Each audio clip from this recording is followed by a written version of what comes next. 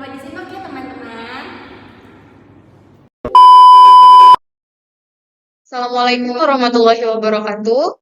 Selamat pagi kepada Ibu Dr. Ani Kusmaningsih, STMM, selaku dosen pengampu mata kuliah Manajemen Investasi dan Pasar Modal.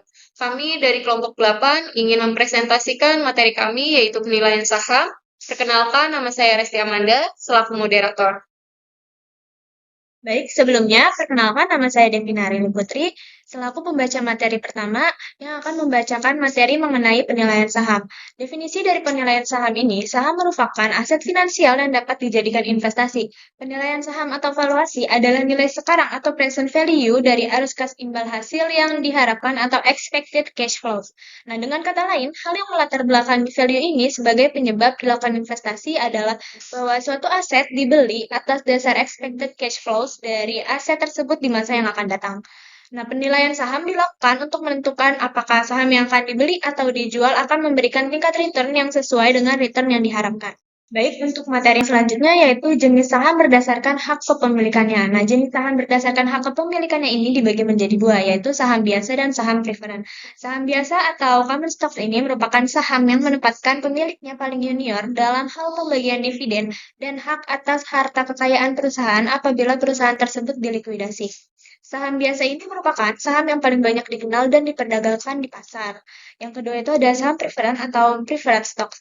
Nah, saham ini mempunyai karakteristik gabungan antara obligasi dan saham biasa karena bisa menghasilkan pendapatan tetap, tetapi juga bisa mendatangkan hasil seperti yang dikehendaki oleh investor. Perkenalkan, nama saya Nurfatini Lutfia sebagai pembaca pemateri kedua.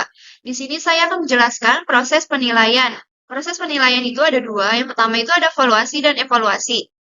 Dari valuasi, ada perekonomian, kebijakan moneter, dan kebijakan fiskal yang diterapkan oleh pemerintah suatu negara akan mempengaruhi perekonomian secara keseluruhan di negara tersebut, yang pada akhirnya juga akan mempengaruhi kegiatan seluruh industri dan perusahaan.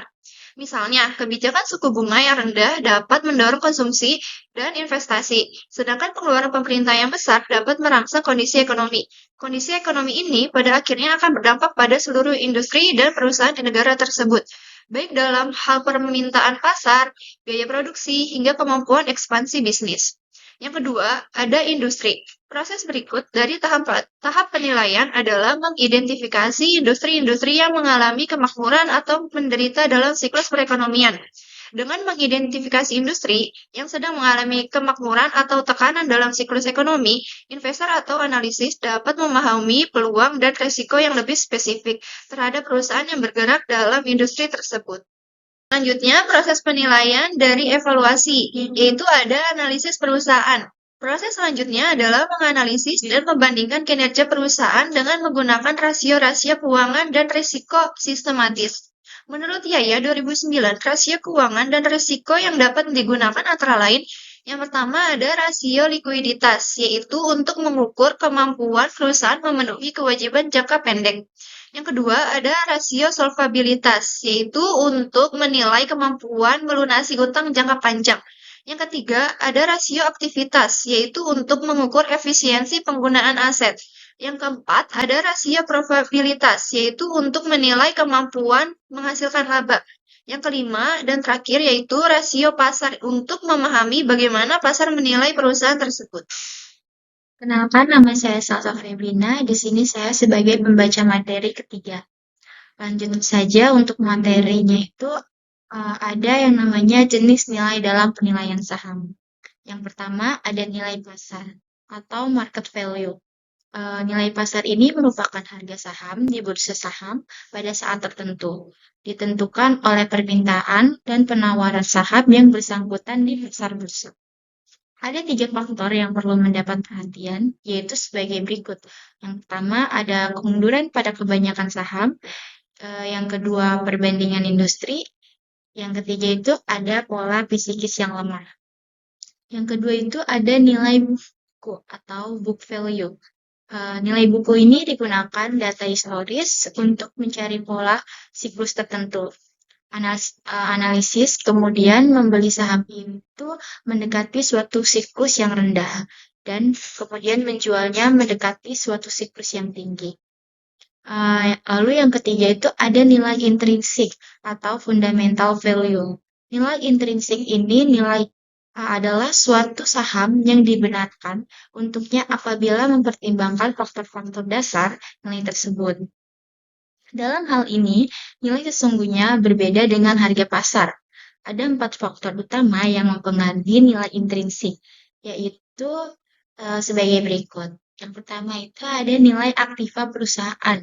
Yang kedua, kemungkinan akan pendapatan, dividen, dan aliran kas masa mendatang.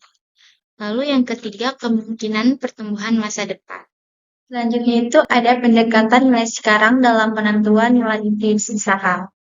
Komponen dalam penentuan nilai saham dengan pendekatan nilai sekarang terdiri dari tingkat return, aliran kas atau cash flow, dan dividen. Komponen dividen sebagai dasar penilaian saham. Penentuan nilai saham atau pendekatan nilai sekarang dengan menggunakan komponen dividen bisa dilakukan dengan menggunakan berbagai model. Nama saya Kaspitera Rahma sebagai pembaca materi keempat. Di sini saya akan menjelaskan mengenai dengan model dari penilaian saham. Yang pertama itu ada model diskonto dividen. Jadi model diskonto dividen ini merupakan model untuk menentukan estimasi harga saham dengan mendiskontokan semua aliran dividen yang akan diterima di masa depan. Aliran dividen ini yang diterima investor merupakan aliran dividen yang tidak terbatas dan konstan. Padahal dalam kenyataannya ada kalanya perusahaan itu membayar dividen secara tidak teratur. Dividen dengan jumlah yang tidak konstan atau pembayarannya mengalami pertumbuhan. Kemudian yang kedua itu ada model pertumbuhan nol. Jadi model ini itu berasumsi bahwa dividen yang dibayarkan perusahaan tidak akan mengalami pertumbuhan. Dengan kata lain, jumlah dividen yang dibayarkan akan tetap sama dari waktu ke waktu. Selanjutnya yang ketiga itu ada model pertumbuhan konstan. Jadi model pertumbuhan konstan ini juga disebut sebagai model Gordon. Model ini dipakai untuk menentukan nilai saham jika dividen yang akan dibayarkan mengalami pertumbuhan secara konstan selama waktu tak terbatas. Yang terakhir itu ada model pertumbuhan tidak konstan atau ganda. Jadi model ini itu pertumbuhannya tidak konstan digunakan untuk menentukan nilai saham jika dividen yang dibayarkan mengalami pertumbuhan secara konstan. Baik, selanjutnya adalah kesimpulan dari presentasi kami kali ini, yaitu penilaian saham. Penilaian saham penting dilakukan untuk mengetahui apakah suatu saham layak dibeli atau dijual berdasarkan nilai wajar intrinsiknya. Proses penilaian pertimbangkan kondisi ekonomi, industri, dan kinerja perusahaan melalui analisis risiko keuangan. Ada 3 jenis nilai yang menjadi pertimbangan, yaitu nilai pasar, nilai buku, dan nilai intrinsik. Untuk menentukan nilai intrinsik saham digunakan pendekatan nilai sekarang, salah satunya melalui model diskonto dividen. Model ini bisa disesuaikan dengan kondisi dividen perusahaan, baik yang tidak tumbuh, tumbuh konstan maupun tumbuh tidak konstan. Tujuan akhirnya adalah membantu investor mengambil keputusan investasi yang tepat berdasarkan analisis yang rasional. Sekian presentasi dari kami. Terima kasih. Wassalamualaikum warahmatullahi wabarakatuh. Terima kasih sudah menonton video kami. Jangan lupa